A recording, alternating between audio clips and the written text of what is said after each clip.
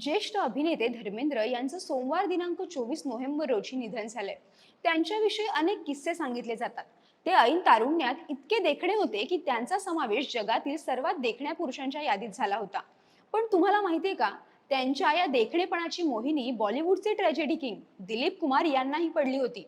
खरं तर धर्मेंद्र हे दिलीप कुमार यांना आपला आदर्श मानत, पण दिलीप कुमारही त्यांच्या सौंदर्याचं तितकंच कौतुक करायचे. एका कार्यक्रमात दिलीप कुमार म्हणाले होते की जेव्हा ते देवाला भेटतील तेव्हा त्याला विचारतील की देवानं त्यांना धर्मेंद्र इतकं देखणं का नाही बनवलं. लहानपणी एकदा धर्मेंद्र यांनी चोरून दिलीप कुमार यांचा शहीद हा चित्रपट पाहिला होता.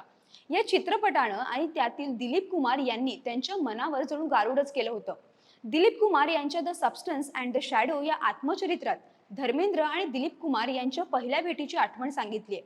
1952 साली धर्मेंद्र लुधियानात शिक्षण घेत होते. त्याच काळात ते मुंबईला सहलीसाठी आले होते. दिलीप कुमार यांना भेटण्याची तीव्र इच्छा असल्यामुळे ते थेट वांद्रे येथील त्यांच्या बंगल्यात गेले. त्यावेळी गेटवर कुठलाही सुरक्षा रक्षक नव्हता, त्यामुळे ते सरळ घरातच पोहोचले. वरच्या मजल्यावर गेले असता बेडरूमच्या दाराजवळील सोफ्यावर गोरे, सडपातळ आणि देखणं व्यक्तिमत्व झोपलेलं दिसलं. ते होते दिलीप कुमार. यावेळी दिलीप कुमार यांना अचानक एक मुलगा आपल्या बेडरूमच्या दरवाजात दिसल्यानं धक्काच बसला होता. ते घाबरून किंचाळले होते. ते किंचाळल्यानंतर धर्मेंद्र यांनी तिथून पळ काढला होता. ही भेट अवघी काही क्षणांची असली तरी धर्मेंद्र यांच्या मनात मात्र ती कायमची कोरली गेली.